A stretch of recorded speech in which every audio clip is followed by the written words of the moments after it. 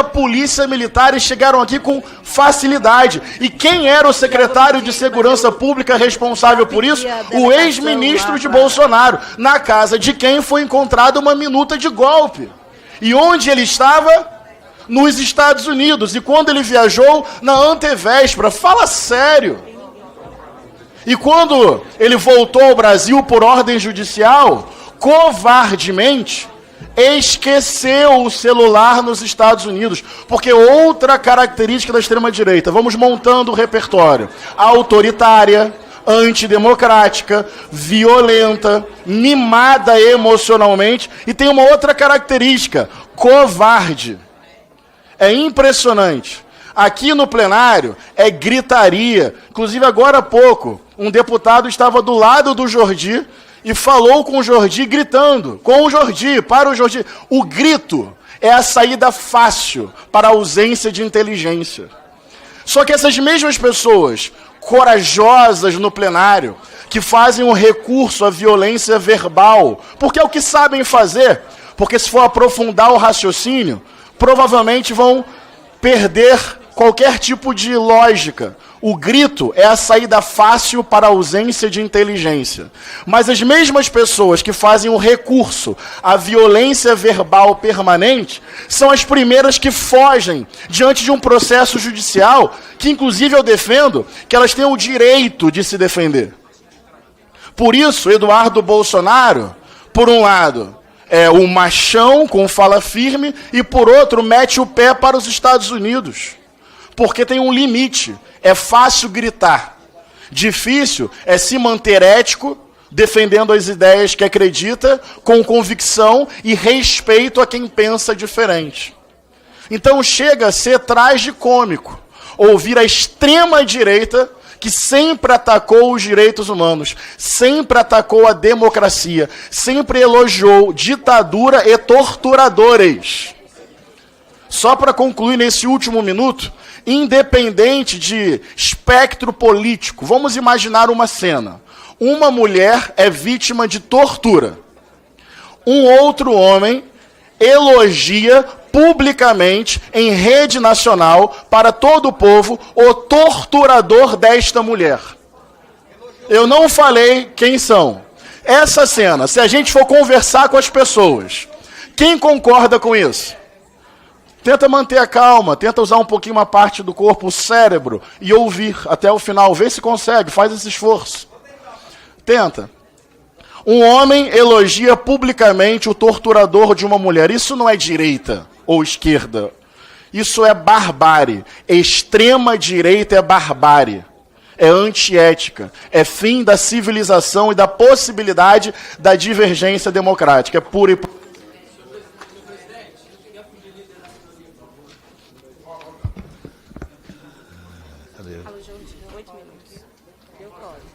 Tempo de líder da minoria. Concedo a palavra ao nobre deputado Carlos Jordi, que falará pelo tempo de 8 minutos pela minoria.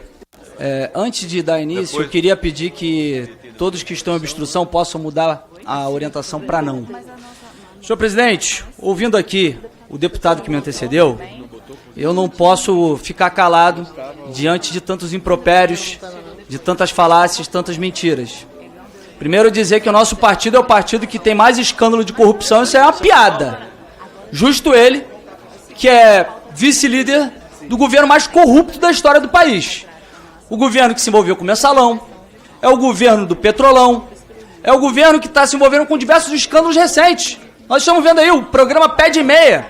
Tem mais beneficiário do que aluno. Teve as quentinhas vazias.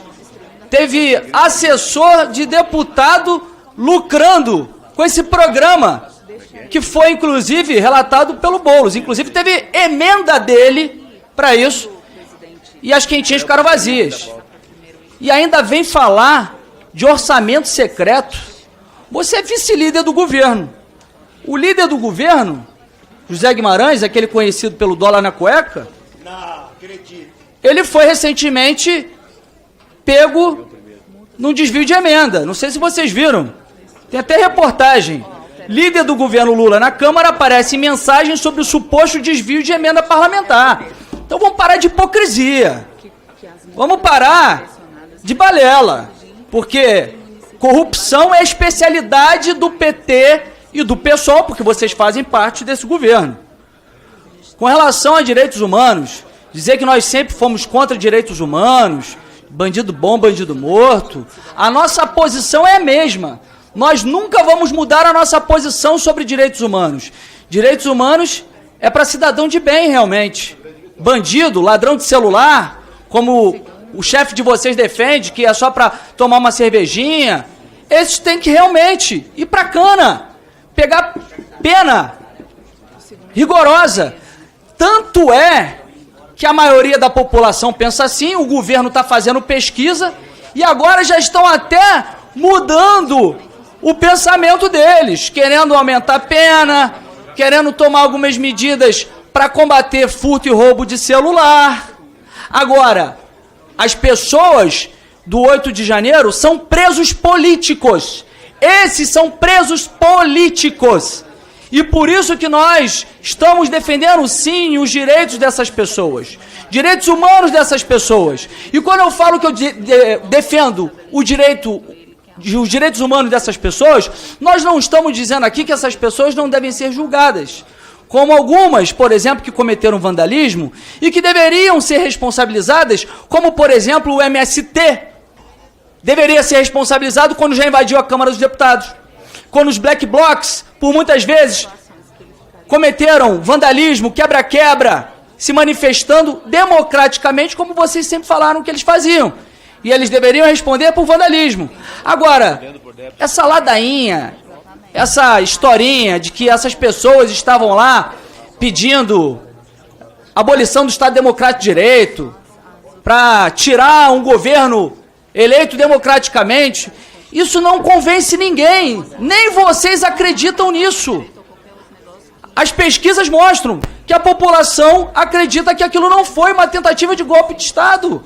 Como é que vai ter uma tentativa de golpe com senhoras, com bíblias?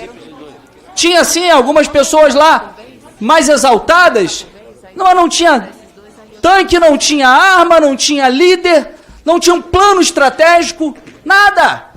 Só que essa foi a tábua de salvação de Lula, de Flávio Dino, de todos eles quando assumiram para, digamos, dizimar a direita. Essa conversa fiada de golpe. E essas pessoas deveriam ter um julgamento justo. Porque o que vocês estão fazendo é defender uma ditadura, a ditadura de toga, em nome de uma narrativa, simplesmente porque vocês querem acabar com a direita, acabar com os aliados do presidente Bolsonaro. Porque, vejam bem, o Supremo Tribunal Federal, ele tem competência para julgar cidadãos comuns? Não tem. Ele não tem sequer competência para julgar ex-presidentes. O entendimento do Supremo Tribunal Federal até pouco tempo era esse, de que eles só poderiam julgar autoridades investidas no cargo enquanto elas estivessem no cargo. Quando saíssem, eles eram julgados pela justiça comum. E mudaram isso de forma casuística para poder condenar o presidente Bolsonaro. O próprio Lula foi condenado, na época, pela justiça comum. E aí agora mudaram esse entendimento de uma forma oportunista e vocês estão todos aplaudindo isso. E cidadãos comuns estão sendo julgados por conexão. Isso é inacreditável. Essas pessoas, elas têm o direito ao devido processo legal, ao duplo grau de jurisdição. Deveriam ser julgadas pela justiça comum e poderem ter o direito a recorrer. Mas não.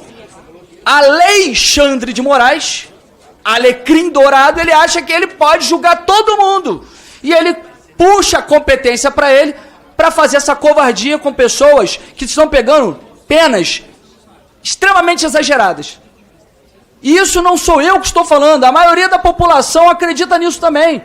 Um estuprador pega no máximo 10 anos. Um sequestrador, alguém que cometeu extorsão mediante sequestro, ele pega 15 anos. E aí a Débora, pegando 14 anos de prisão, vocês estão de sacanagem. Isso é inacreditável. E aí tem a pachorra de pegar o microfone e falar que essas pessoas são criminosas. Pelo amor de Deus, você tem que ter vergonha na cara. Elas deveriam ter um julgamento justo, é isso que nós estamos pedindo. E não é só isso. Hoje mesmo, nós vimos o quanto que o direito penal do inimigo está em vigor no nosso país.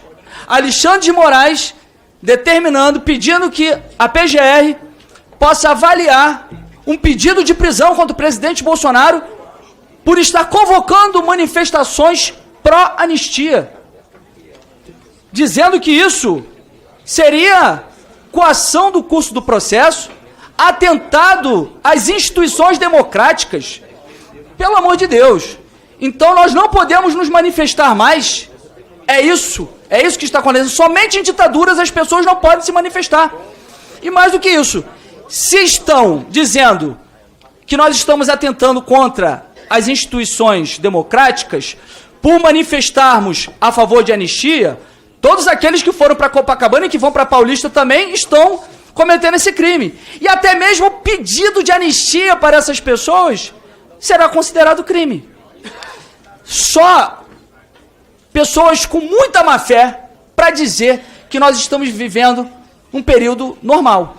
Estamos vivendo uma normalidade democrática.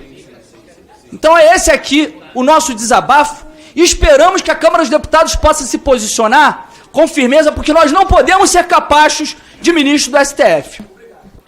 Está encerrada a votação. Vou proclamar o resultado.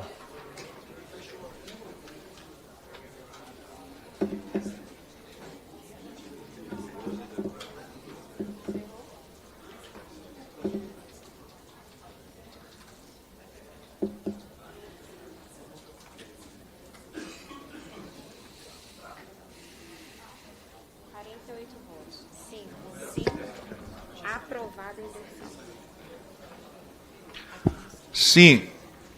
31, não 17. Aprovado o requerimento de versão de pauta. Em votação, item 7. Em votação, item 7, PL 6791 de 2013, projeto de lei número 6791 de 2013, do senhor Jerônimo Gorgen e outros, que alteram a lei número 9.472, 16 de julho de 1997, para permitir o direcionamento de recursos financeiros das multas aplicadas pela Anatel a investimentos em infraestrutura de telecomunicações em municípios com baixo IDH, Índice de Desenvolvimento Humano. Concedo a palavra. Há sobre a mesa requerimento de retirada de pauta com votação nominal. Há sobre a mesa requerimento de retirada de pauta. Votação nominal. Votação nominal. Delegado Paulo Delegado Paulo Bilinski. Deputado Nicolas Ferreira. Subscrito pelo deputado Carlos Jordi. Subscrito pelo deputado Carlos Jordi. Conselho de ofício, a votação nominal. Conselho de ofício a solicitação de votação nominal. Para encaminhar. Para encaminhar. Deputado Carlos Jordi. Para falar a favor, deputado Carlos Jordi.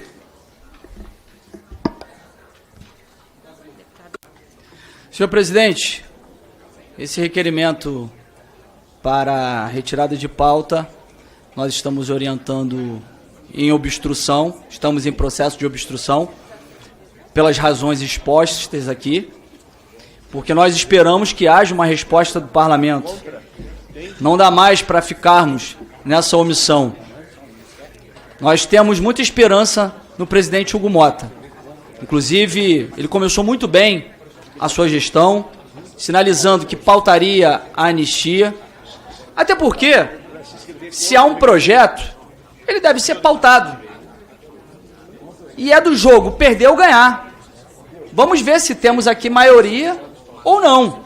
Eu acredito que temos, porque todos estão indignados com a grande injustiça que foi cometida contra essas pessoas do 8 de janeiro. Só que nós estamos vendo que o presidente Hugo Mota, de uns tempos para cá, deve ter recebido alguns telefonemas, e ele está sendo um pouco omisso com relação à pauta da anistia. E eu temo que ele possa se tornar um Arthur Lira 2.0. Esperamos que não vá por esse caminho, porque a Câmara dos Deputados é a maior representatividade do povo brasileiro. É aqui onde nós temos todas as correntes ideológicas. É aqui onde nós temos todos os segmentos políticos, estratos da sociedade, e é aqui que nós devemos decidir o futuro do país. E não é a partir de decisões do STF, decisões que vão muitas vezes sendo usurpações da nossa competência. Nós já vimos por muitas vezes o STF, na figura de alguns ministros, usurpando competências, praticando inclusive crime de responsabilidade, previsto na lei de crime de responsabilidade, exercendo atividade político-partidária.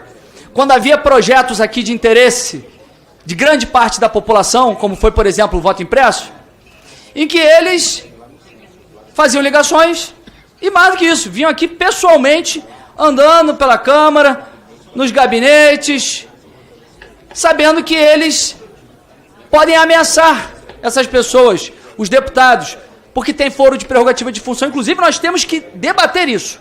O fim do foro de prerrogativa de função.